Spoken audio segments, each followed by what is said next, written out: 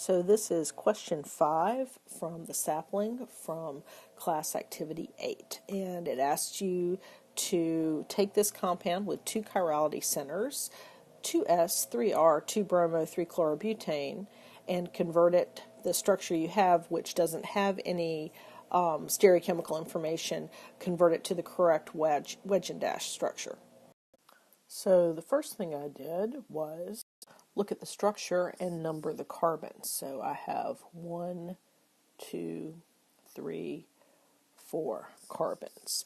And so the 2 carbon right here is the one that I want to be S, and the 3 carbon right here is the one that I want to be R. So what I did is I built a model of the compound and made sure that this chiral center was R and this chiral center was S, and I'll talk about exactly how I did that in a second. And then what I did is I just put the information into the drawing as requested. So here's my bromine, and it is coming out at me, so that would be a wedge. Here is the methyl group, and it's going away from me, so that's going to be a dashed line like that. And let's see, okay, and then the H is in the plane of the paper. And then on the other side, I can see that this H is coming out of me, this H right here. So that's going to be a wedge like that.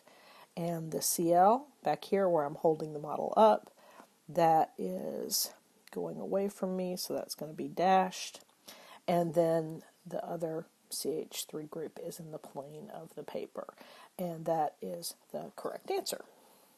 So how did I figure that out? Well, this is the model that I was just showing you on the previous page, and so what I've done is I have rotated it around.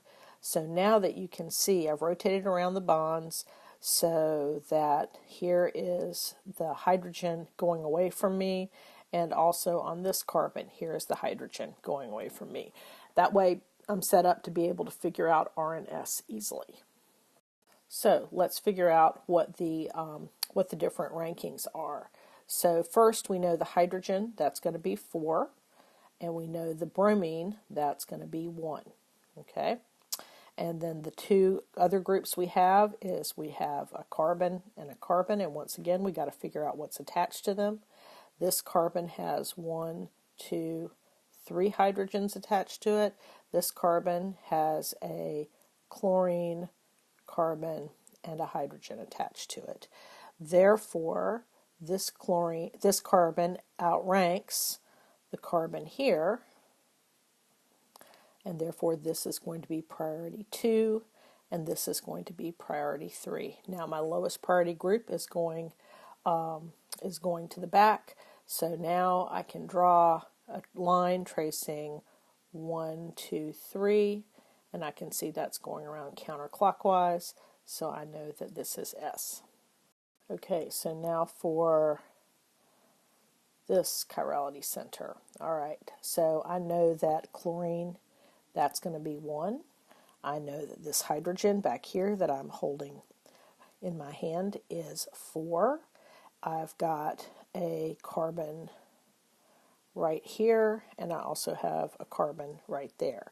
And so those are tied, so I've got to look at what's attached to this carbon, and I can see that it is a bromine, a carbon, and a hydrogen. And what's attached to this carbon is hydrogen, hydrogen, hydrogen. So therefore I know that this carbon is higher priority, and therefore this is going to be 2. And this is going to be 3. Okay? Alright, so now I know that hydrogen is pointing away from me, so I can say I'm going from 1 to 2 to 3, and I can see that that is that is clockwise, not counterclockwise, and therefore this is R. And then all I did was then rotate this molecule so that it looked more like the molecule in the picture, so then I could fill in what was coming out at me and what was going back at me. And that was it. And now My assistant announced to me that he's very bored with this exercise and would like me to go back to watching cat videos on YouTube.